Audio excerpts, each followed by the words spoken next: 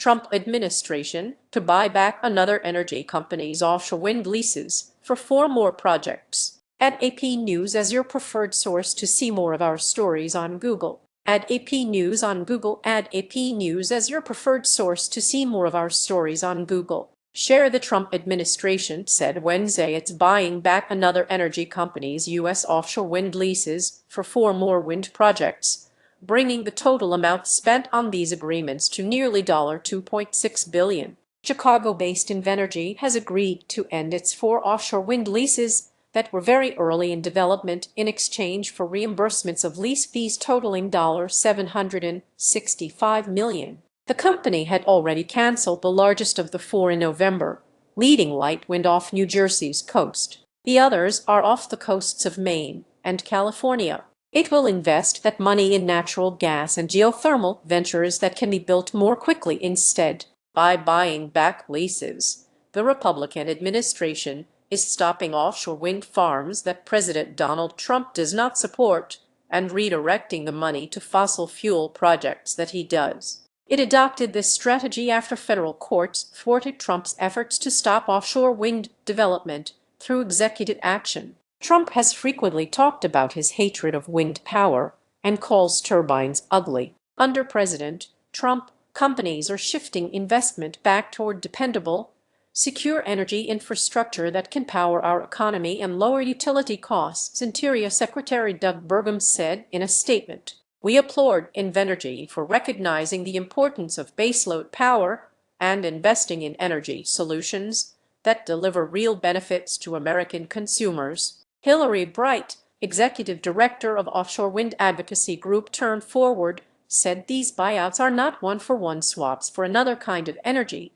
since the fossil fuel projects won't deliver power to the same states as the offshore wind farms would have. Replacing coastal offshore wind with geothermal or natural gas infrastructure in another region does nothing to address rising ratepayer affordability concerns, reliability challenges, or potential gaps in power supply in the Northeast and Mid-Atlantic, she said in a statement. Read more. 8 offshore wind projects have been stopped under the first deal announced in March. French company Total Energies is getting nearly $1 billion.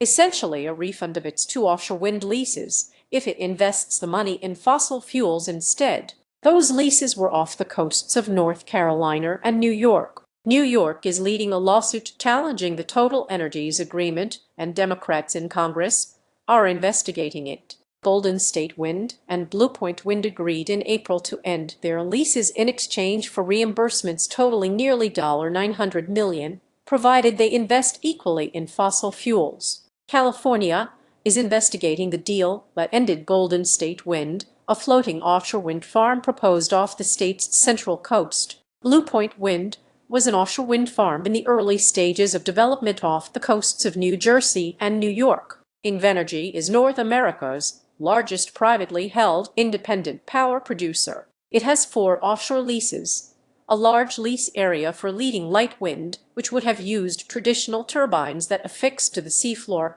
2 leases for projects with floating turbines in the Gulf of Maine, and a lease for a floating project off California's central coast. Invenergy says it's focused on energy projects that can move forward today. For Invenergy, the deal offered a way to move forward with energy projects that could bring power to the grid more quickly for its customers than the dormant offshore wind leases. Trump has erected roadblocks for permitting wind energy while trying to speed up fossil fuel development. The company left the door open to re-entering the offshore wind industry in the future. Daniel Runyon, senior vice president for development at Invenergy, said in a statement that at a time of unprecedented energy demand, they will deploy additional capital into projects that can be delivered on a commercially reasonable timeline and meet customer demand, while continuing to evaluate opportunities as market conditions evolve. Leading Light Wind was targeted for as much as 2.4 gigawatts to power more than 1 million homes. Invenergy told the New Jersey Board of Public Utilities in November it was canceling Leading Light Wind because of challenges with the supply chain, equipment and vendors, and changing regulatory requirements. The floating projects were so early in development that Invenergy hadn't yet calculated how much power those sites could provide.